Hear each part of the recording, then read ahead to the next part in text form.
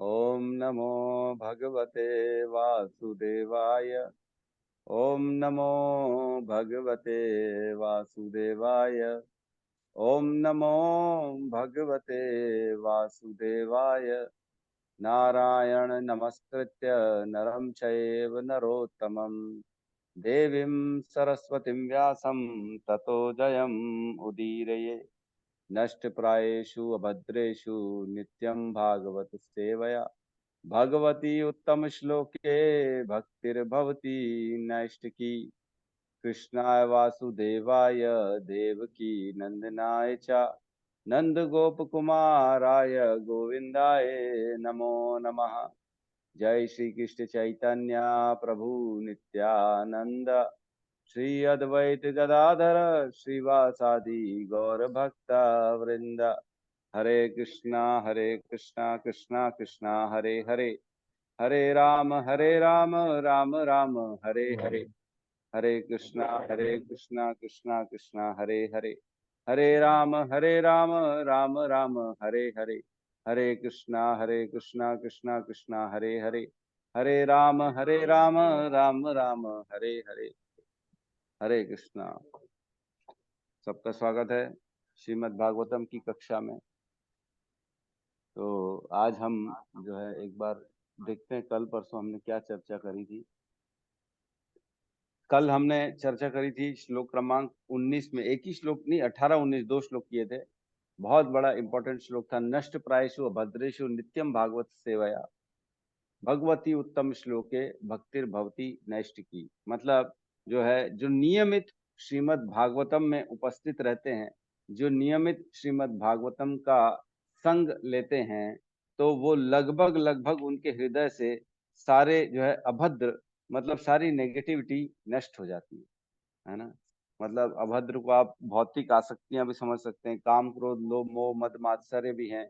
सारी चीजें जो है ना, तीनों गुणों का जो है इम्पैक्ट जो है, वो सारा का सारा हमारे अंदर से नष्ट हो जाता है ना। और उन पुण्य श्लोक श्री भगवान में अटल प्रेमा भक्ति स्थापित हो जाती है, जिनकी प्रशंसा दिव्य गीतों से की जाती है ना। तो कल हमने जो श्लोक पढ़े 19 और 20, नहीं सॉरी 18 और 19, नहीं 19 और 20, 18 और 19 सॉरी। किसी का माइक ऑन है। ठीक है।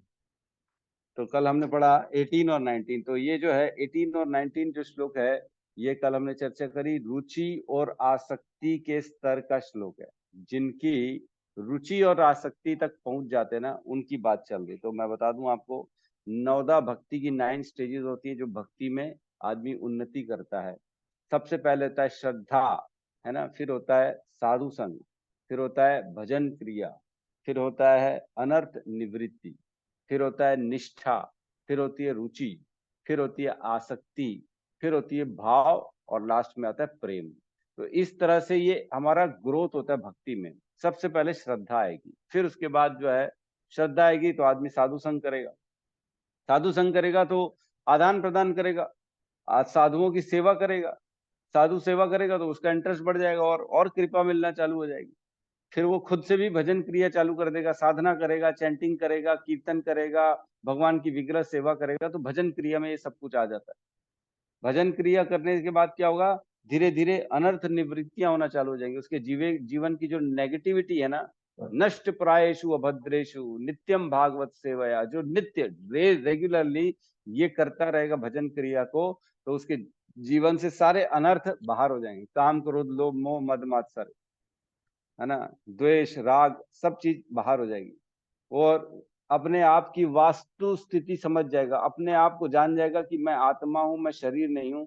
शरीर तो मेरा छूट जाएगा, शरीर के रिलेटेड जितने संबंध हैं वो मेरे किसी काम के नहीं। वो तो जब तक शरीर है तब तक है, उसके बाद का क्या। शरीर तो टेम्पररी है, आत्मा परमानेंट है। तो इस स्तर पे आ जाएगा। फिर निष्ठा हो जाएगी उसको, अब भगवान की भक्ति, मैं अपनी साधना, अपनी जो है, जो मैंने संकल्प लिए हैं वो कभी त्यागूंगा नहीं। एकदम निष्ठा हो जाएगी, कभी छुट्टी नहीं मारेगा, कभी भी जो है ना गोल नहीं मारेगा क्लास को। और उसके बाद आएगा रुचि आसक्ति भाव प्रेम। तो रुचि आसक्ति भाव प्रेम के लिए हम आज चर्चा करेंगे अगले श्लोकों में। आज के श्लोकों में रुचि, आसक्ति, भाव, प्रेम की चर्चा होगी। तो मैं अपन थोड़ा सा हल्का सा रिवीजन कर लेते हैं। हमने जो पढ़ा था 1.2.15 है ना, इसमें सूत गोस्वामी कहते हैं 15 है ना, अतः मनुष्य को एकाग्रचित होकर उन पूर्ण पुरुषोत्तम भगवान के विषय में निरंतर श्रवण, कीर्तन, स्मरण तथा पूजन करना चाहिए, जो भक्तों के रक्षक हैं।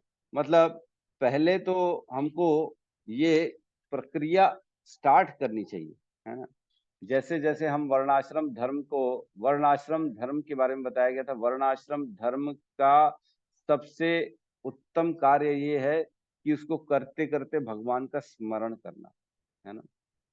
तो सभी धर्मों से उत्तम है। सभी धर्म को करते करते भगवान के लिए जो है ना, हमें प्राप्ति के लिए प्रयास करना चाहिए। ऐसा कैसे करेंगे, इसकी प्रक्रिया बताई गई थी। श्रवणम, कीर्तनम, स्मरणम और पूजनम, ये 14 नंबर श्लोक में बताया गया। फिर 15 नंबर श्लोक में बताते हैं, हाथ में तलवार लिए बुद्धिमान मनुष्य भगवान का स्मरण करते हुए कर्म की बधी हुई ग्रंथि को काट देता है, अतः वैसा कौन होगा जो उनके संदेश की ओर ध्यान नहीं देगा। तो इतनी इंपॉर्टेंट चीज को छोड़ के कौन व्यक्ति खाली भोगों में लगेगा, भगवत प्राप्ति के लिए कौन इच्छा नहीं करेगा। तो ये सब कैसे होता है, जैसे जैसे हम हमारे अंदर की जो है ना, मतलब हमारा भक्ति में प्रवेश होता है तब की बात चल रही। जैसे हम भक्ति में प्रवेश करते हैं तो ये दोनों स्तर आते हैं। पहले जो है हम किसी से चर्चा करेंगे, हमारी श्रद्धा कोमल होती है।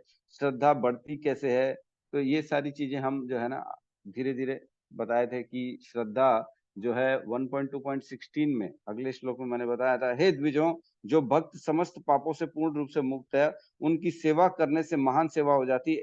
ऐसी सेवा से श्री वासुदेव की कथा सुनने के प्रति लगाव उत्पन्न होता है। तो श्रद्धा और साधु संग, ये दोनों इस श्लोक में बताया गया है कि ये दोनों रहेंगे तब आगे आपकी उन्नति हो पाएगी भक्ति में, अदरवाइज उन्नति नहीं हो पाएगी। श्रद्धा और साधु संग, तो श्रद्धा के लिए क्या करना पड़ेगा, पहले वैष्णव की सेवा करनी पड़ेगी। हमने चर्चा करी थी, 5 चीजें बताई थी। सताम कृपा, महत सेवा, श्रद्धा, कोमल श्रद्धा पहले रहती है, बाद में परिपक्व श्रद्धा होती है, और गुरु पाद आश्रय, है ना, और भजनेशु स्पृहा, ये 5 हमने बताई थी। जो श्रद्धा और साधु संग, जो नवदा भक्ति के 2 स्टेप है ना, श्रद्धा पहला और दूसरा साधु संग, ये दोनों का इम्पैक्ट, ये दोनों को कैसे करना है, इन 5 से हम कर सकते हैं। किसी वैष्णव की सेवा करेंगे तो जो है हमारे अंदर श्रद्धा बढ़ने लगेगी। श्रद्धा भी पहले छोटी सी श्रद्धा होती है, एकदम कोमल, धीरे धीरे धीरे धीरे बढ़ के वो परिपक्व एकदम स्ट्रांग हो जाती है भगवान के प्रति, भागवत के प्रति, है ना। फिर हमने आगे पढ़ा पर चर्चा करी 17वें नंबर श्लोक में। इसमें बताया, प्रत्येक हृदय में परमात्मा स्वरूप स्थित तथा सत्यनिष्ठ भक्तों के हितकारी भगवान श्री कृष्ण उस भक्त के हृदय की भौतिक भोगों की इच्छा को हटाते हैं, जिसने उनकी कथाओं को सुनने में रुचि उत्पन्न कर ली है, क्योंकि ये कथाएं ठीक से सुनने तथा कहने पर अत्यंत पुण्यप्रद हैं।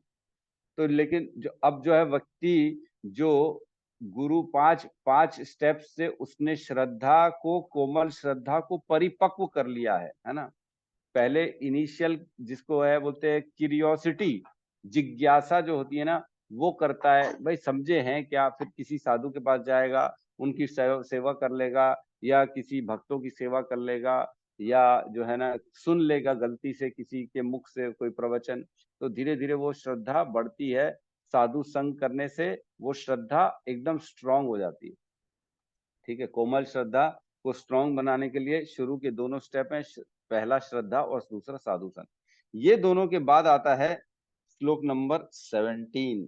तब कहते हैं, अब जो भक्त जो है सच्चा भक्त है, जिसके हृदय में अब परिपक्व श्रद्धा बन चुकी है, वो क्या करता है, वो भगवान की कथाओं को सुनने में रुचि उत्पन्न कर लेता है, और उसको उत्पन्न करने से भगवान जो है उसके हृदय की सारी चीजों को, मल को, जो भौतिक आसक्तियां हैं उनको हटा देते हैं। विधुनोति सुहृत सताम, भगवान धोते हैं बैठ के। तो ये हो गई अनर्थ निवृत्ति की स्टेज। अब इसके दिल से सारी की सारी चीजें खत्म होने लगी खराब चीजें। फिर हमने पढ़ा 18वें नंबर में, कल वाले में, नष्ट प्रायेषु अभद्रेषु नित्यम भागवत सेवया भगवती उत्तम श्लोके भक्तिर्भवती नष्ट की। अब जो है ना, ये नियमित करेगा वो।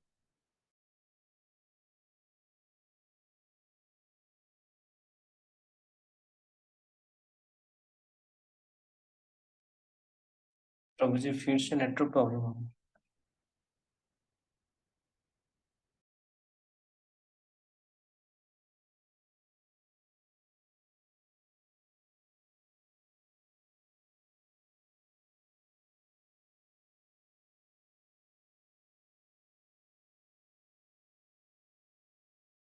हरे कृष्णा, मैं बाहर चला गया था, पता नहीं कैसे।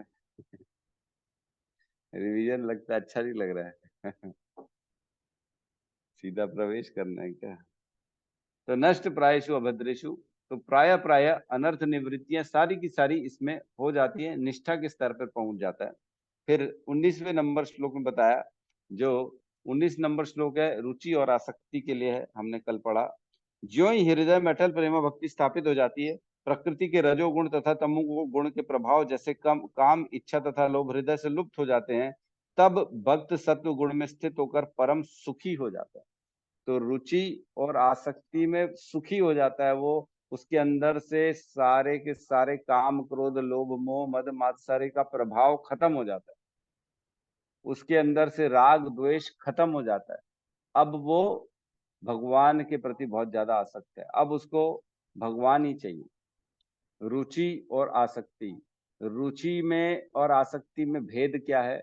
रुचि में ये होता है कि जो भक्ति के मुख्य अंग है ना, जैसे भक्ति में नाम रुचि, वैष्णव सेवा, विग्रह सेवा, धामवास, और जो है भगवत श्रीमद् भागवतम और भगवत गीता का पठन पाठन, ये 5 मुख्य अंग हैं भक्ति के। तो इनके प्रति वो इंटरेस्ट बढ़ जाता है रुचि में। और आसक्ति में क्या होता है? भगवान से उसकी आसक्ति हो जाती है। समझ रहे हैं? पहले रुचि होगी, फिर आसक्ति होगी। रुचि किस में होगी? भक्ति के अंगों में रुचि होगी, और उसके बाद जब उसका और एलिवेशन होगा आसक्ति में, अब भक्ति के जो अंग हैं जिससे भगवान की प्राप्ति होनी है, और भगवान में आसक्ति हो जाती है ना। तो रुचि और आसक्ति में थोड़ा सा डिफरेंस है। ठीक है, तो आज हम 20 नंबर लेंगे, जो भाव और प्रेम की चर्चा करेंगे इसमें, है ना। तो नवदा भक्ति की 9 स्टेजेस हैं, मैंने बताया। श्रद्धा पहली, जो कि कोमल श्रद्धा होती है, और साधु संग सेकंड। जब कोमल श्रद्धा से व्यक्ति साधु संग करता है, सुन लेता है, जिज्ञासु होता है, चलो देख लेते हैं क्या है क्या नहीं है, तो सुनने से वो श्रद्धा परिपक्व श्रद्धा हो जाती है, और उसके बाद फिर वो स्वयं भजन क्रिया चालू कर देता है। फिर उसके बाद जो है अनर्थ निवृत्तियां होना चालू हो जाती हैं। अनर्थ निवृत्ति के बाद जो है निष्ठा आ जाती है, अब इसको छोड़ेगा नहीं किसी भी परिस्थिति में। निष्ठा के बाद रुचि, आसक्ति, भाव, प्रेम, 9 स्टेजेस हैं। 9 स्टेजेस की चर्चा चल रही है अभी 1.2 में, है ना। पहला कैंटो, दूसरा अध्याय, श्लोक नंबर हमने चर्चा करी 15 से लेके 21 तक। इसमें जो है, मैंने पहले भी बताया था, इसमें भक्ति की प्रोसेस के बारे में चर्चा चलेगी, है ना। 15 से 21 में आप लिख सकते हैं, नवदा भक्ति की प्रोग्रेस की चर्चा 1.2.15 से लेके 1.2.21 तक की गई है। ठीक है, तो 20 नंबर श्लोक को हम लेते हैं, साथ में दोहराएंगे सबके सब। एवं प्रसन्न मनसो एवं प्रसन्न मनसो भगवत भक्ति योगतः भगवत भक्ति योगतः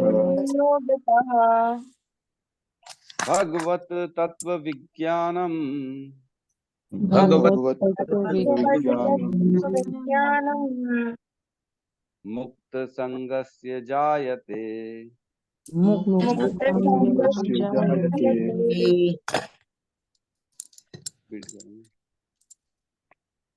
एवं प्रसन्न मनसो प्रसन्न मनसो भगवत भक्ति योगतः भगवत भगवद्गीताः भगवत तत्व विज्ञानम भगवत्तत्त्वविज्ञानं मुक्त संगस्य जायते मुक्तसङ्गस्य जायते। एवं प्रसन्न मनसो एवं प्रसन्नमनसो भगवद् भक्ति योगतः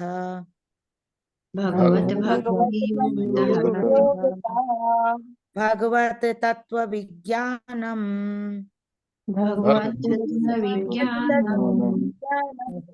मुक्त संगस्य जायते।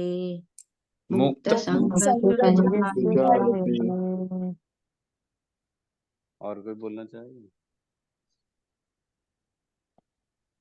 एवं प्रसन्न तो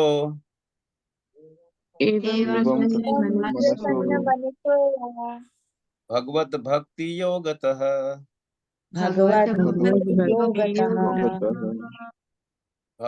भगवत तत्व विज्ञानम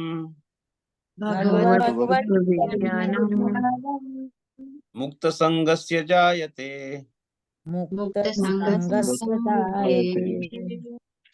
अनुवाद: इस प्रकार शुद्ध सत्व में स्थित होकर जिस मनुष्य का मन श्री भगवान की भक्ति के संसर्ग से प्रसन्न हो चुका होता है, उसे समस्त भौतिक संगति से मुक्त होने पर श्री भगवान का वास्तविक वैज्ञानिक ज्ञान विज्ञान तत्व प्राप्त होता है।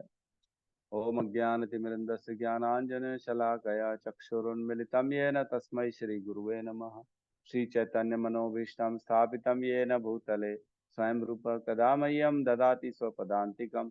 वन्देऽहं श्रीगुरु श्रीयुतपदकमलं श्रीगुरून् वैष्णवांश्च श्रीरूपं सागरजातं सहगण रघुनाथान्वितं तं सजीवं साद्वैतं सावधूतं परिजनसहितं कृष्ण चैतन्य देवं श्री राधा कृष्ण पादान सहगण ललिता श्री विशाखान्वितांश्च। हे कृष्ण करुणा सिंधु दीन बंधु जगतपते गोपेश गोपिका कांता राधा कांत नमस्तुते। तप्त कंचन गौरांगी राधे वृंदावनेश्वरी वृषभानु सुते देवी प्रणमामि हरिप्रिये। वाञ्छाकल्पतरुभ्यश्च कृपा सिन्धुभ्य एव च पतितानां पावनेभ्यो वैष्णवेभ्यो नमो नमः। नमो विष्णुपादाय कृष्णपृष्ठाय भूतले श्रीमते भक्तिवेदांत स्वामी इति नामिने। नमस्ते सरस्वते देवे गौरवाणी प्रचारिणे निर्विशेष शून्यवादी पाश्चात्य देश तारिणे। जय श्री कृष्ण चैतन्य प्रभु नित्यानंद श्री अद्वैत गदाधर श्रीवासादि गौर भक्त वृंद। हरे कृष्णा कृष्णा कृष्णा हरे हरे, हरे राम राम राम हरे हरे। हरे कृष्णा। बड़ा ही सुंदर श्लोक है। भाव और प्रेम की चर्चा हो रही है ना। इन दोनों श्लोकों में भाव और प्रेम की चर्चा करेंगे हम कि कैसे हम भक्ति में जो सबसे ऊपर स्थित हो जाता है, भाव और प्रेम के स्तर पर आ जाता है, उसके क्या लक्षण हैं और कैसे वो स्थिति प्राप्त होती है ना। तो इस श्लोक में कहा है एवं, एवं मतलब इस प्रकार। तो किस प्रकार किस प्रकार?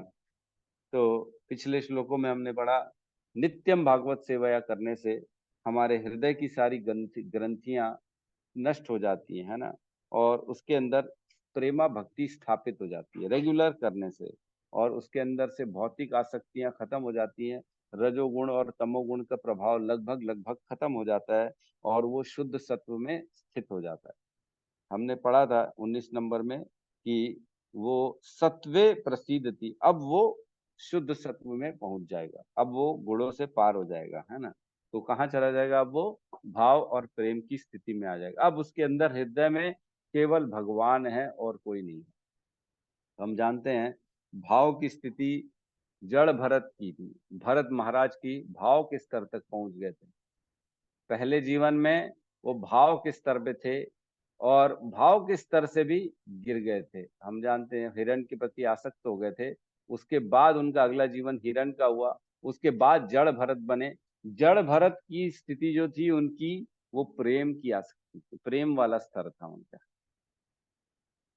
कैसे देखते हैं हम, जब भरत महाराज थे, अब तब उनको फिर भी भौतिक चीजों का हल्का फुल्का जो देखते हैं हम, हिरण के प्रति वो आसक्त हो गए। हिरण एक्चुअल में उसकी माता मदर हिरण ने बेबी हिरण को जन्म दिया और भाग गई वो, क्योंकि शेर पड़ा हुआ था पीछे, है ना।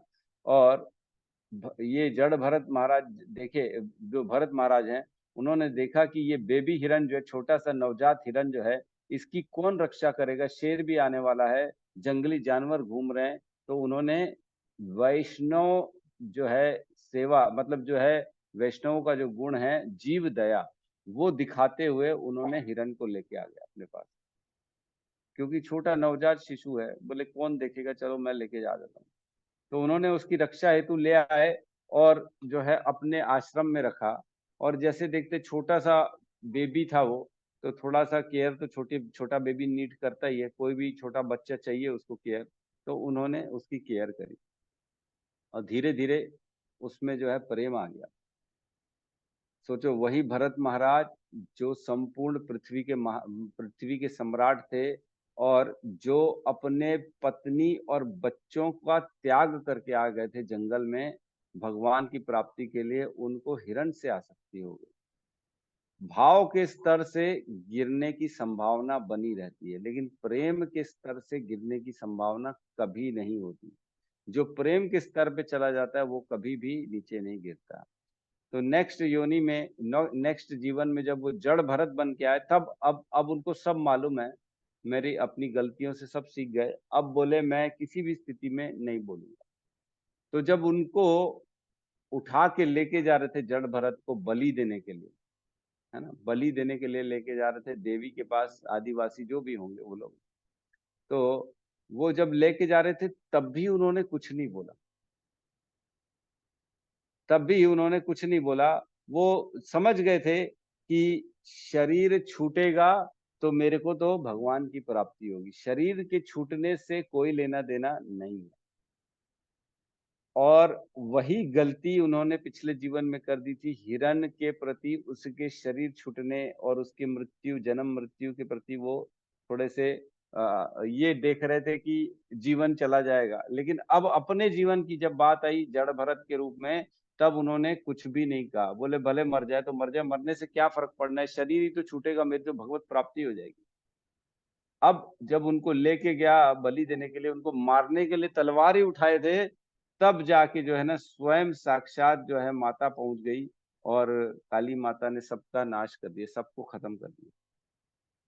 तो उन्होंने चूं तक नहीं करी, उन्होंने तब भी नहीं बोला, जो जीवन भर नहीं बोले, वो तब भी नहीं बोले जब उनकी मृत्यु का भी समय आ गया। ये था प्रेम का स्तर। तो यहाँ कह रहे हैं, एवं इस प्रकार प्रसन्न मनस, जो भगवत भक्ति, प्रेमा भक्ति प्राप्त कर लेता है ना, उसकी बात चल रही है, प्रसन्न हो जाता है वो मन से, उसको कोई भी शोक नहीं सताता। ब्रह्म भूत प्रसन्नात्मा न शोचती न कांक्षति, समम सर्वेषु भक्तेषु, नहीं, समम सर्वेषु भूतेषु मद भक्ति लभते पराम।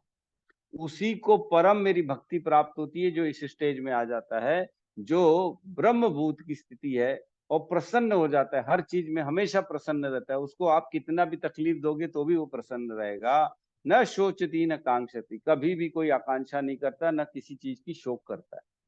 और मद भक्ति लभते पराम, ऐसी स्थिति में मेरी परम दिव्य प्रेमा भक्ति प्राप्त हो पाती है, अदरवाइज नहीं हो पाती।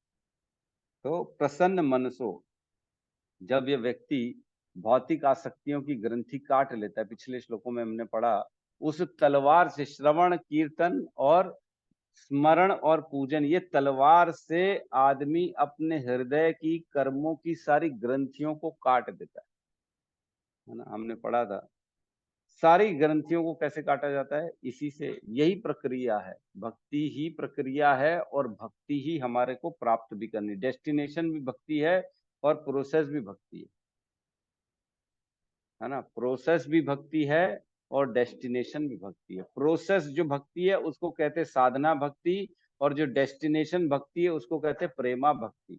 यही भक्ति चल रही, जो जड़ भरत महाराज की प्रेमा भक्ति की स्टेज थी, वो स्टेज हमारी जो है डेस्टिनेशन है, और जो प्रोसेस है वो भी भक्ति है, श्रवण कीर्तन और स्मरण और पूजन, ये भी प्रोसेस ही है। तो प्रोसेस करते करते, भक्ति का प्रोसेस करते करते प्रेमा भक्ति प्राप्त कर लेंगे। भक्ति से ही हृदय की ग्रंथियां कट जाती हैं। भक्ति का प्रोसेस जो कथा श्रवण कीर्तन है, उसी से ही व्यक्ति का हृदय शुद्ध होता है ना, उसी से रुचि उत्पन्न होती है भगवान के प्रति। जितना जितना सुनेंगे उतना उतना प्रेमा भक्ति प्राप्त करते जाएंगे, है ना। तो एवं प्रसन्न मनसो भगवत भक्ति योगता, मतलब जो भगवान की भक्ति है, प्रेमा भक्ति, भगवत भक्ति योगता, मतलब वो प्राप्त करता है आदमी जब ऐसी स्थिति में पहुंच जाता है ना। तो आगे कहते हैं भगवत तत्व विज्ञानम, उसको क्या होता है, उसको भगवान के तत्व का ज्ञान होना चालू हो जाता है। क्या ज्ञान होता है कि नहीं नहीं, इस सृष्टि के पीछे प्रभु है, एक गॉड है, एक भगवान है जो व्यक्ति है और जो इस सृष्टि को चला रहा है। मैं आत्मा हूँ, शरीर नहीं हूँ, इस शरीर से मेरा कोई लेना देना नहीं है। ऐसे अनेकों सैकड़ों तो शरीरों में मैं जा चुका हूँ, निस्से निकल चुका हूँ, शरीर से प्रभावित नहीं होना, है ना। ये ज्ञान आ जाता है, विज्ञान आ जाता है, कर्म के बंधन समझ में आ जाते हैं उसको, भगवान की कृपा समझ में आ जाती है कि भगवान की कृपा उसके नाम में है, भगवान और भगवान के नाम अभिन्न है। ये ज्ञान आ जाता है उसको, तत्व विज्ञान। मतलब भगवान के नाम, गुण, रूप, लीला, ऐश्वर्य और माधुर्य का अनुभव होता है ऐसी स्थिति में, विज्ञान। भगवान के ऐश्वर्य दिखना चालू हो जाते चारों ओर, उसको अंदर भगवान दिखता है, बाहर भी भगवान दिखता है उसको। ये होता है भगवत तत्व विज्ञान, है ना। नाम में अनंत सुख का उसको रियलाइजेशन हो जाता है कि जो मैं नाम ले रहा हूं उसमें कितना सुख है।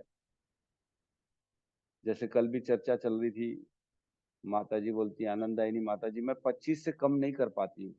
मतलब इतना सुख उनको मिलने लग गया आनंद नाम में कि उनको अब नाम ही करना अच्छा लग रहा है। नाम का बार बार चैंटिंग करने से अनंत सुख मिलता है, अनंत।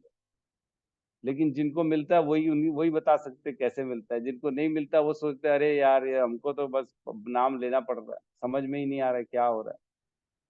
तो भगवान का नाम जो है ना, वो बहुत ज्यादा सुख प्रदान करने वाला।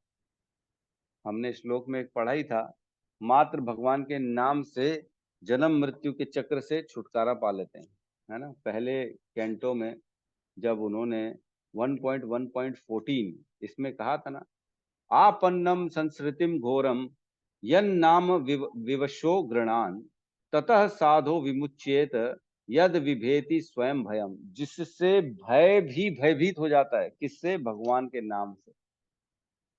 भगवान के नाम के लिए यमराज जी कहते हैं अजामिल के प्रसंग में अपने दूतों को, हे मेरे दूतों, तुम ऐसे किसी व्यक्ति के पास भी मत जाना जिसने भगवान कृष्ण का नाम जीवन में लिया हो, है ना। याद है कि नहीं याद? जब दो अपने दूत जाते हैं भगवान के पास, बोलते ये क्या प्रभु, हमारे क्लाइंट को तो विष्णु दूत लेके चले गए। बोले हमारे को समझाइए कि किसको उठाना है किसको नहीं उठाना है, गलती हो जाएगी आज तो हमारी मृत्यु हो जाती, बोलते हैं। आज तो वो हमको मार ही डालते। किसको? यम दूतों को कौन मार देते? विष्णु के दूत मार देते। आपस में जो है क्लैश हो गया है। दो व्यक्तियों के बीच में क्लैश हो जाता है ना आपस में, अरे तूने ये बोला, तूने बोला, मैं मार दूंगा तेरे को, मैं मार दूंगा। तो ऐसे ही हो गया था, दोनों में बहस हो गई थी। विष्णु दूतों ने उनको भगा दिया चमका के, और भागे कुल अपने अपने बॉस के पास, यमराज के पास। तब यमराज जी उनको ज्ञान देते, बोले हे मेरे दूतों, ऐसे किसी भी व्यक्ति को जीवन भर में कभी भी मत उठाना जिसने भगवान का नाम लिया हो। तो एक बार भगवान का नाम लेने से अनंत अनंत जन्मों के पाप, अनंत जन्मों के हमारे गंदे कर्म मिट जाते हैं। एक कृष्ण के नाम में इतनी जो है, इतनी शक्ति होती है। तो ये रियलाइजेशन आ जाता है उसको, है ना, भगवत तत्व विज्ञानम। हम पढ़ते हैं ना नाम अपराध में कि नाम में अर्थवाद का आरोप करना। अर्थवाद मीन्स बढ़ा चढ़ा के बताया जा रहा है, नाम में इतना नहीं है, एक्चुअल में बढ़ा चढ़ा के बताया जा रहा है। तो ऐसा नहीं है, नाम में है एक्चुअल में इतनी शक्ति। भगवत तत्व विज्ञान, उसको ये ज्ञान समझ में आ जाता है कि भगवान के नाम से बढ़ के कुछ नहीं है। भगवान का नाम, गुण, रूप, लीला, भगवान के ऐश्वर्य, भगवान का माधुर्य, भगवान की कृपा, ये सब चीजों को समझना चालू कर देता है भगवत तत्व विज्ञानम। और क्या है? मुक्त संगस्य जायते। मुक्त संगस्य जायते मतलब अब उसे किसी भी भौतिक सुख वस्तु आसक्ति नहीं है। भौतिक किसी भी वस्तु में कोई आसक्ति नहीं है। अब वो किसी भी प्रकार से किसी से भी ज्यादा अटैच नहीं है ना, बल्कि वह अब सिर्फ भक्तों और ग्रंथों के प्रति आसक्त हो जाता है। अब भगवान की चर्चा करेगा, अब उसको कोई मतलब नहीं। जैसे हमने बताया जड़ भरत महाराज को जब लेके गए, उनकी मृत्यु, उनकी बलि चढ़ा रहे थे, तो उनको कोई 1% का टेंशन नहीं था। उनको 1% का टेंशन। अरे मारने वाले हैं भाई, कुछ तो करो, अपने आप को बचाने की कुछ तो कोशिश करो। तो जड़ भरत ने कोशिश भी नहीं करी। बोले क्या करना है, मर के, मरने से क्या फर्क पड़ना है, मेरी तो आत्मा निकलेगी और भगवत प्राप्ति कर लूंगा उल्टा मैं। उनको कोई भी टेंशन नहीं। लेकिन भौतिक लोगों को मृत्यु से सबसे बड़ा भय होता है। सबसे बड़ा भय क्या है? मृत्यु। उसी से ऊपर उठ गए थे, जो है इस स्तर पे आने से ऊपर उठ जाते। तो इस श्लोक में बेसिकली भाव और प्रेम की चर्चा चल रही है और 3 चीजें इस श्लोक में समझाई जा रही है हमारे को। पहली चीज ये है कि मन जो है प्रसन्न हो जाता है, आनंदित हो जाता है ऐसी स्थिति में। और दूसरी, भगवान के तत्व के विज्ञान को प्राप्त करते हैं हम, भगवान का सारा तत्व का ज्ञान मिल जाता है हमारे को। और तीसरी, भौतिक आसक्ति से पूर्ण रूप से मुक्ति प्राप्त कर लेते हैं हम। तो ये 3 चीजें यहाँ पे बताई जा रही हैं। तो एक बार जो है एक श्लोक आता है 11.54, भगवत गीता 11.54।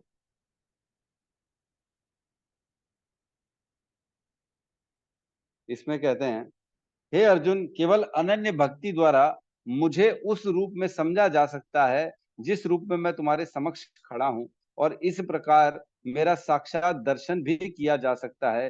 केवल इसी विधि से तुम मेरे ज्ञान का रहस्य को पा सकते हो, है ना। हमने पढ़ा था, भक्त्या तु अनन्य शक्य अहम अहम एव विध अर्जुन, ज्ञातुम दृष्टुम च तत्वेन प्रविष्टुम च परंतप।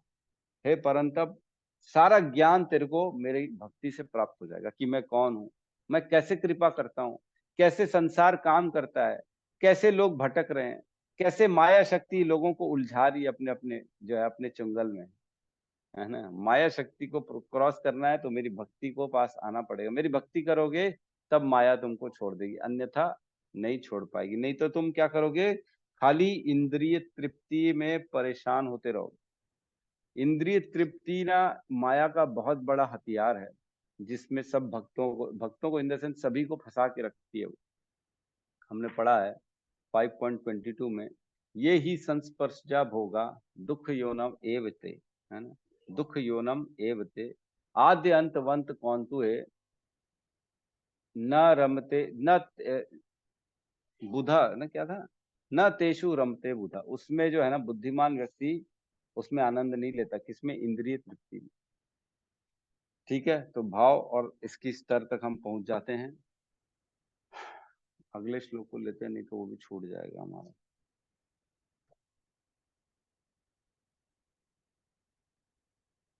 तो यहाँ पे जगत से पूरी तरह से निरासक्त हो जाता है व्यक्ति जब भाव और प्रेम की स्थिति पे आता है ना। तो अब इसके भी उच्च और इसके बाद क्या होता है उसकी स्थिति का वर्णन करता है 21 नंबर श्लोक। जब व्यक्ति को भाव प्रेम तक पहुंच जाता है तब उसको अपने स्वरूप की सिद्धि हो जाती है कि मैं एक्चुअल में हूं कौन। हमारा सबका एक स्वरूप है, हम भगवान के सेवक हैं। भगवान ने हमारी उत्पत्ति जो करी थी वो सेवा के लिए करी थी, लेकिन हम भगवान के अंश हैं। तो भगवान हमारी इच्छा पूर्ण करते हैं, इसलिए हमने इच्छा करी भोगों की सुख प्राप्त करने के लिए, तो भगवान ने इस संसार में हमको भेज दिया। लेकिन हमारा एक मूल स्वरूप है भगवान के साथ, उस मूल स्वरूप को हम पहचानते हैं इसके बाद, जब ये प्राप्त हो जाता है। जैसे कि हिज होलीनेस जय पताका स्वामी जी जब इंडिया आए तो प्रभुपाद उनको यहाँ की नागरिकता दिलाने के लिए किसी को बोल रहे थे, तो उनको सिटीजनशिप मिल नहीं पा रही थी। ये सच्ची घटना है ना। हिज होलीनेस जय पताका स्वामी महाराज जो मायापुर में हैं, जो बहुत बड़े हमारे आचार्य हैं इस्कॉन के, जिन्होंने बहुत सारे भक्तों को दीक्षा दी। मेरे ख्याल से लाख भक्तों की जो संख्या उनकी होने वाली है, कि हो गई होगी मेरे को नहीं मालूम, लेकिन उनसे ज्यादा किसी ने भी अभी तक दीक्षा दी नहीं है ना। तो ऐसे हैं हिज होलीनेस जय पताका स्वामी महाराज। जब उनको दीक्षा दिलाने के लिए बोल रहे थे प्रभुपाद, तो व्यक्ति सामने वाला बोल रहा था बहुत मुश्किल है, इनको नहीं मिल पा रही है यहाँ की जो है सिटीजनशिप इंडिया की। पुरानी बात है, जब वो बाहर से आए थे, मेरे ख्याल से रशिया से आए थे वो, तो उनको दिलाने के लिए, तो तब बोले तुम जानते नहीं हो इनको, ये कौन है? प्रभुपाद बोले ये चैतन्य महाप्रभु के पार्षद हैं। तो उनके मुख से उनका जो मूल जो स्वरूप है वो रिवील हो गया सबके सामने, कि तुम जानते नहीं हो ये कौन है। जय पताका स्वामी महाराज के लिए बोलते हैं, जो है परम पूज्य जय पताका स्वामी महाराज के लिए प्रभुपाद जी कहते हैं कि ये चैतन्य महाप्रभु के पार्षद हैं। सोचो, मतलब ऐसे ऐसे इतने इतने उच्च कैटेगरी के हमारे इस्कॉन में आचार्य हैं, गुरु हैं, जिनकी कितनी बड़ी स्थिति है। प्रभुपाद कहते हैं I know the back door of Golok Vrindavan, मेरे को पीछे का दरवाजा मालूम है। प्रभुपाद बोलते हैं जो 16 माला करेगा, जो 4 नियम फॉलो करेगा, जो मेरे दिए हुए निर्देशों को फॉलो करेगा, उसको मैं लेके जाऊंगा भगवत धाम। तो मतलब इतनी शक्ति है उनको कि वो भगवत धाम ले जा सकते हैं, और कोई नहीं ले जा सकता। जिनके पास शक्तियां होती है, जो भगवान के निज, भगवान के पार्षद होते हैं, वही ये सब काम कर सकते हैं, और कोई नहीं कर सकता। ठीक है, तो 21 नंबर श्लोक को लेते हैं हम साथ में। विद्यते हृदय ग्रंथि, विद्यते हृदय ग्रंथि, छिद्यन्ते सर्व संशया, छिद्यन्ते सर्वसंशया, क्षीयन्ते चा अस्य कर्माणि, क्षीयन्ते च कर्माणि, द्वष्ट एव आत्मनीश्वरे। दृष्ट एव आत्मनीश्वरे। विद्यते हृदय ग्रंथि, भिद्यते हृदय ग्रंथि,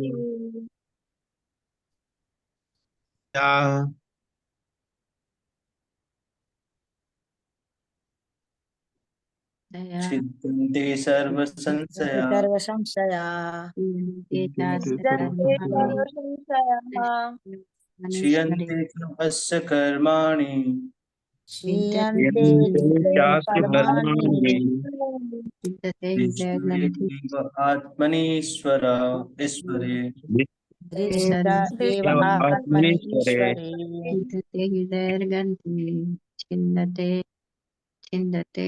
छिन्दते सर्वसंशया, क्षीयन्ते चास्य कर्माणि, इष्टमेवात्मनीश्वरे।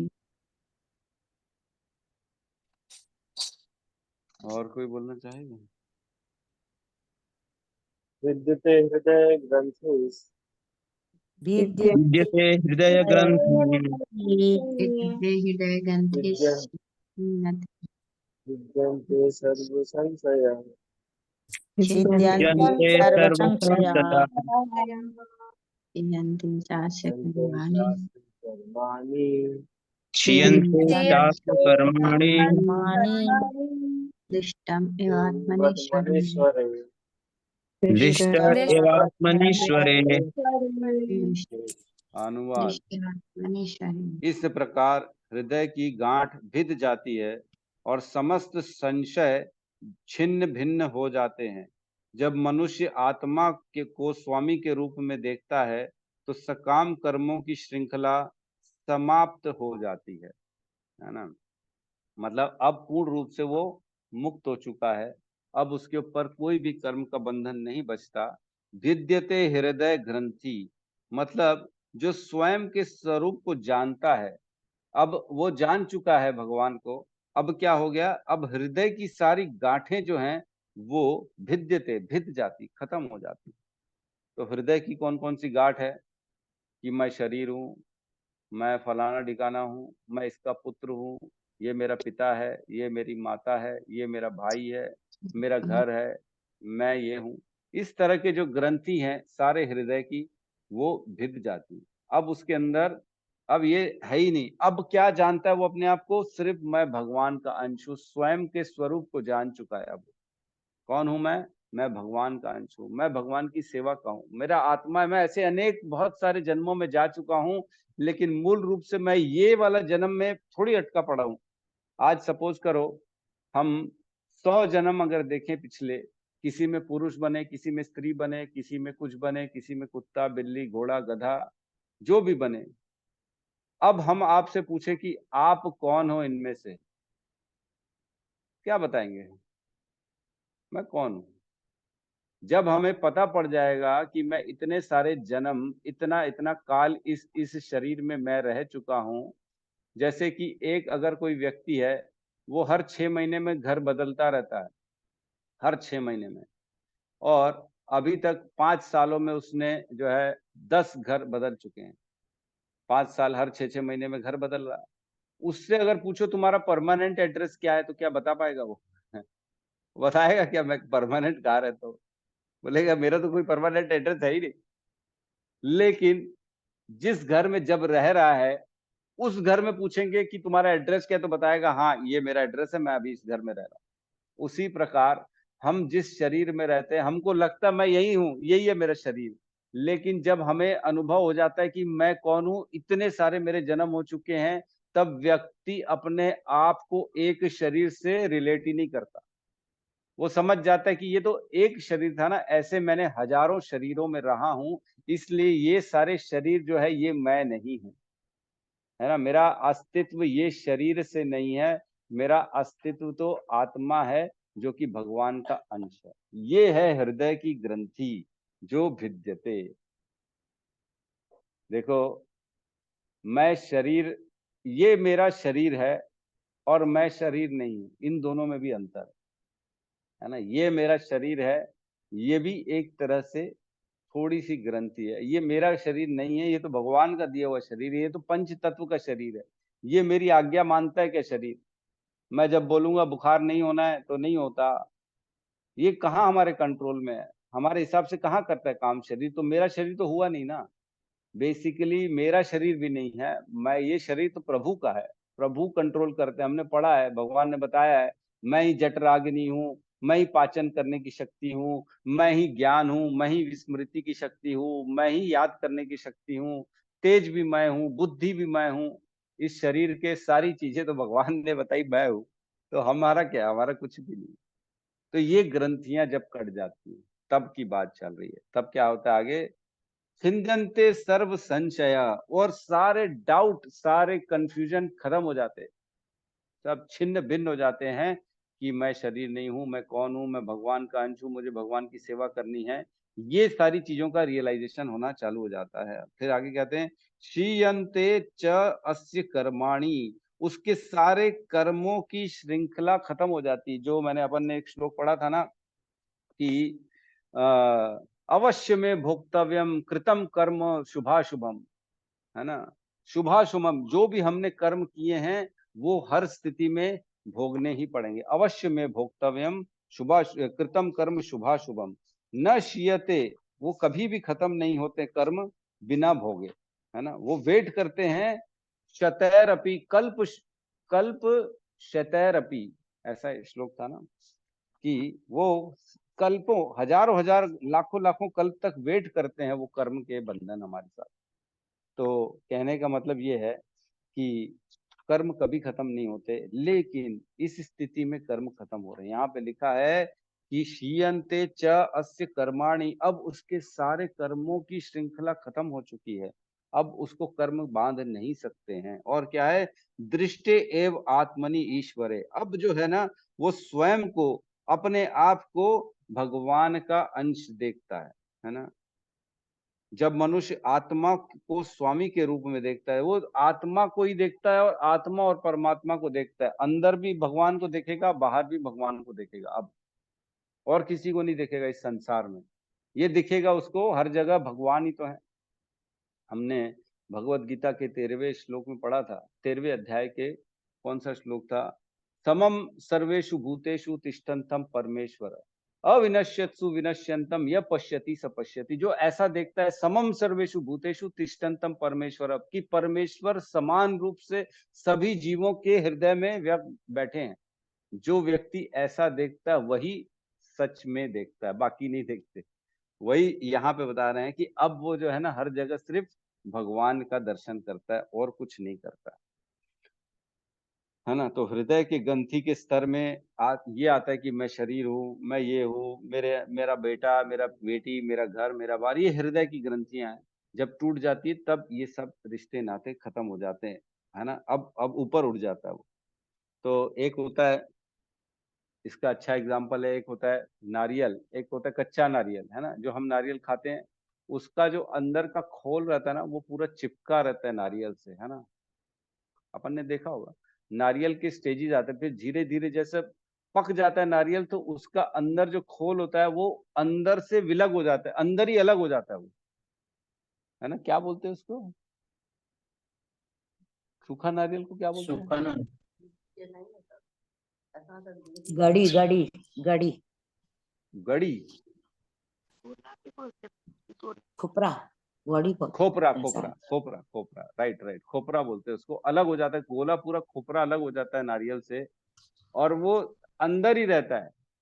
कच्चा नारियल पूरी तरह से चिपका रहता है, उसको नारियल से अलग नहीं किया जा सकता। लेकिन वही नारियल धीरे धीरे धीरे धीरे जब पकता है, पूर्ण रूप से पक जाता है, तो अंदर ही रहता है, लेकिन पूर्ण रूप से सारी चीजों से डिटैच हो जाता है। वो अब खोपरा बन गया, अलग हो गया, वो है अंदर ही।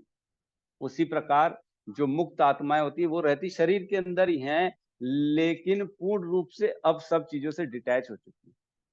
पहले भी शरीर के अंदर थे, अभी भी शरीर के अंदर हैं। जैसे नारियल, पहले कच्चा नारियल पूरी तरह से चिपका रहता है, हर चीज से बंधा रहता है, लेकिन जब एक परिस्थिति आती, जब पक जाता है पूर्ण रूप से, तब वो अंदर ही रहते हुए पूर्ण रूप से डिटैच हो जाता है हर चीज से। जो जब हृदय की ग्रंथि कट जाती है तब आदमी ऐसा हो जाता है। तो अच्छे से इसको समझाने का बहुत अच्छा एग्जाम्पल है ये, मैंने भी सुना, तो मेरे ख्याल से इजीली समझ में आ जाता है। ऐसे जब जब एग्जाम्पल का अपन देते हैं कोई, तो बेसिकली प्रेमा भक्ति के बाद कभी भी पतन नहीं होता। प्रेमा भक्ति भाव के स्तर में जो होता है ना, भगवान, अब भाव और प्रेम का हम थोड़ा सा डिफ्रेंशिएट करते हैं कि भाव और प्रेम में क्या अंतर है। तो भाव के स्तर में भगवान का आंशिक रूप से अनुभव होता है, लेकिन प्रेम के स्तर में पूर्ण रूप से भगवान का अनुभव हो जाता है ना। भगवान का थोड़ा थोड़ा मतलब ज्ञान रहता है, रियलाइजेशन जो कहते हैं ना वो नहीं रहता। ज्ञान रहता है कि ये भगवान है, भगवान ऐसे हैं, भगवान वैसे हैं, भगवान ये हैं, भगवान तो अखिल ब्रह्मांड नायक हैं, भगवान विशाल हैं। जैसे भगवान ने अर्जुन को अपना स्वरूप दिखाया था, उसमें सब कुछ दिखा दिया था, सारे देवी देवता भगवान के शरीर में वास करते हैं, ये ज्ञान हो जाता है। लेकिन भाव के बाद जब प्रेम में आता है तो वो सारी चीजें वो अनुभव करना चालू करते हैं। जैसे रसगुल्ला है, हम बताएंगे रसगुल्ला मीठा होता है, सफेद होता है, चाशनी में डूबा रहता है, उसको नीचे दबाओ तो सारी चाशनी निकल जाती, खाओ तो मजा आता है, मीठा ऐसा लगता है, बड़ा सॉफ्ट होता है। ये हमने बता दिया, लेकिन अनुभव तो तभी होगा ना जब खाओगे। बताने से थोड़ी समझ में आएगा कि क्या है क्या नहीं। तो अनुभव कर लेता है कौन सी स्थिति में, जब वो इस स्थिति में, प्रेमा भक्ति की स्थिति में आ जाता है वो। ठीक है, तो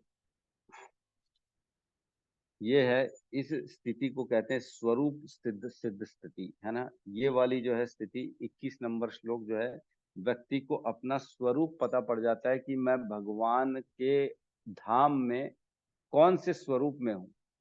बहुत सारे हमारे गुरु आचार्य हैं जिनको अपने स्वरूपों का अनुभव हो जाता है, इसी रहते रहते अनुभव हो जाता है। हमारे में बताते हैं ये भगवान की मंजरी है, ये भगवान यशोदा मैया के असिस्टेंट हैं, ये भगवान की निज जो है ना सखा हैं। ये सारी चीजों का अनुभव हो जाता है जब प्रेमा भक्ति में आदमी आता है। तो सोचो, यहाँ रहते रहते मालूम है उसको मेरी क्या परिस्थिति गोलोक में है, ऐसा हो जाता है। ठीक है, तो किसी का कोई प्रश्न है तो ले सकते हैं।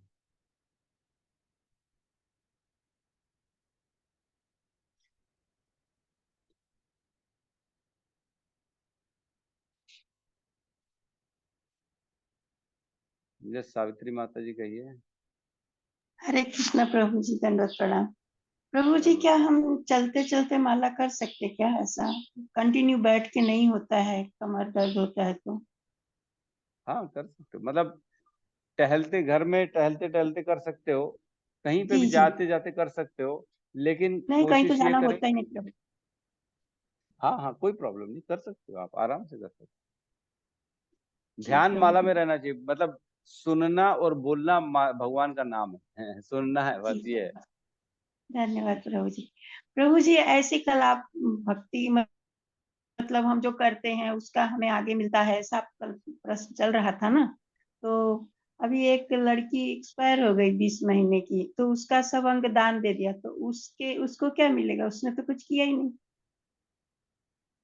देखो ऐसा होता है, जो बच्चे कम आयु में जिनकी जो प्राण छूट जाते हैं ना, तो कहते हैं जनरली ऐसे कहा जाता है कि जो छोटे से शिशु है, भ्रूण हत्या हो गई, भ्रूण में मर गया या कुछ और, तो उनके जीवन में ना थोड़े से कर्म के बंधन बचे रहते हैं, बस उनको भोगने के लिए भेजा जाता है। बस अब ये एक दो बंधन बचे, इसको निपटा के वापस गोलोक वृंदावन आ जाओ, अब वैकुंठ चले जाओ। अरे तो तो जो छोटे शिशु जो एकदम छोटे होते हैं ना, जनरली ऐसा बोला जाता है कि ये एक मुख्य कारण हो सकता है कि उनके थोड़े से कर्म बचे थे, बाकी उन्होंने सब कंप्लीट कर लिया, भगवान की भक्ति उक्ति कर ली, अब उनको भगवत धाम जाना है, लेकिन एक कर्म नहीं कटा तो उसको काटने के लिए आते हैं, और उसके बाद वो पहुंच जाते भगवत धाम सीधा, ऐसा कहा जाता है।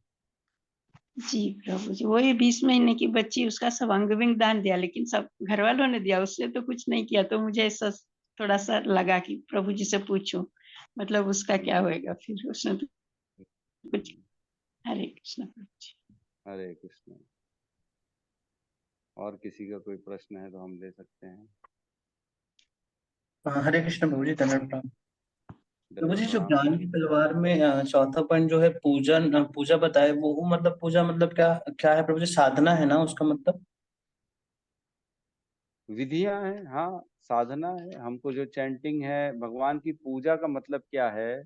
भगवान की प्रशंसा करना, भगवान के बारे में बताना, उनकी शरणागति करना, उनका नाम लेना, ये सारी पूजा की विधि है ना। और जैसे जो हमारे गुरु आचार्य हैं, हम उनकी भी पूजा करते हैं। तो उनकी पूजा में क्या करते हैं, उनकी कीर्ति, उनको उनके सामने दिया बत्ती दिखा देते हैं कि आपने मेरे जीवन का अज्ञान दूर कर दिया। तो ये सारी पूजन की विधियां हैं। जी प्रभु जी। जी ठीक है।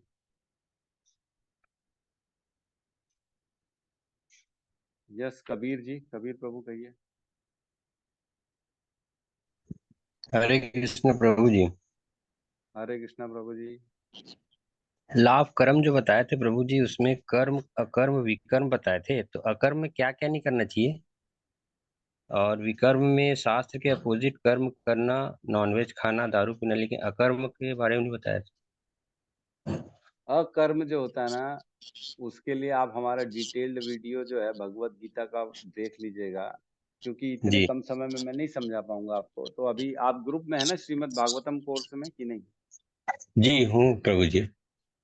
है ना, तो अभी मैं उसको लिंक शेयर कर दूंगा। आप अकर्म को उसमें आराम से समझ सकते हैं, वीडियो देख लीजिएगा भगवत गीता का चौथे अध्याय का। सत्यम प्रभु वो श्लोक को शेयर कर दीजिएगा, अपनी लिंक को यूट्यूब के। चौथे अध्याय में कौन सा श्लोक है प्रभु जी? 4.14 है मेरे ख्याल से, बता रहा हूँ।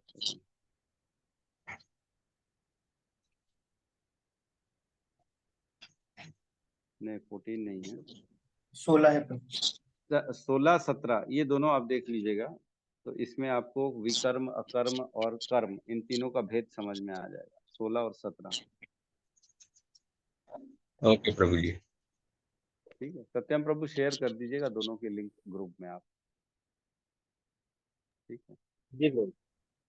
जी, ठीक है।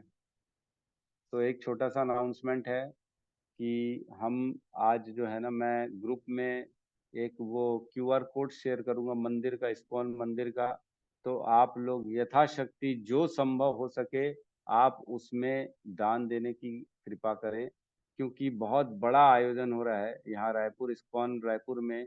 भगवान की प्राण प्रतिष्ठा हो रही, भगवान बड़े मंदिर में शिफ्ट हो रहे हैं, बहुत बड़ा आयोजन हो रहा है, लाखों लाखों भक्त आने वाले हैं, बहुत सारी सेवाएं हैं, तो उन सब के लिए बहुत सारी लक्ष्मी की आवश्यकता होती है। तो उस लक्ष्मी को आपसे विनती है, देखिए मैं अपने लिए कुछ नहीं मांगता, लेकिन अब भगवान के मंदिर के लिए आपको यथाशक्ति जिसको जितनी श्रद्धा है कृपा करके थोड़ा थोड़ा दान दें, ताकि हमारा जो है ना मंदिर का कार्यक्रम कंप्लीट हो सके। जो आपको उचित लगे, जितना भी उचित लगे वो दान दें, उसमें ट्रांसफर करें, और आपसे विनती है कि उसका स्क्रीनशॉट खींच के ग्रुप में जरूर डाल दें। मैं ओपन कर दूंगा, अभी ग्रुप को ओपन कर दूंगा सभी के लिए, तो आप अपना अपना दान देके उसमें अपना जो है स्क्रीनशॉट डाल दें, ताकि हम उसको नोट कर सके कि किसके द्वारा कितना आया है, और हम वहां पे अपना अकाउंट बता सके कि हमारे ग्रुप ने इतना इतना सहयोग की राशि प्रदान करी है। तो आपको जो जितना ठीक लगता है यथाशक्ति जो ज्यादा से ज्यादा दे सकते हैं, क्योंकि बहुत बड़ी राशि है। जब तक सब मिल बांट के नहीं करेंगे तब तक ये कार्य नहीं हो पाएगा। तो आप सबसे विनती है, मेरी हाथ जोड़ के विनती है कि प्लीज जो जितनी शक्ति हो वो दे दे दान वहां पे, ताकि मंदिर का काम हो सके। ठीक है, तो अभी ग्रुप में मैं शेयर कर दूंगा, और आपसे विनती है कि स्क्रीनशॉट जरूर खींच के भेजें जितना भी आप दान देंगे उसमें, ताकि हम लिख सकें। ठीक है, तो यहाँ पे हम क्लास को क्लोज करते हैं। सब मिलके हरे कृष्ण महामंत्र का जाप कर लेते हैं। हरे कृष्णा हरे हरे कृष्णा कृष्णा कृष्णा कृष्णा हरे कृष्णा हरे हरे हरे, हरे हरे राम राम राम हरे राम हरे हरे हरे। हरे। सभी सभी भक्त भक्त वृंद वृंद की की जय। जय। जगत गुरु जगतगुरु शील श्रील प्रभुपाद की प्रभुपाद जय। की जय। जय गौर आचार्य प्रेमानंदे। प्रेमानंदे हरि हरि हरि बोल। हरि बोल। हरि हरि।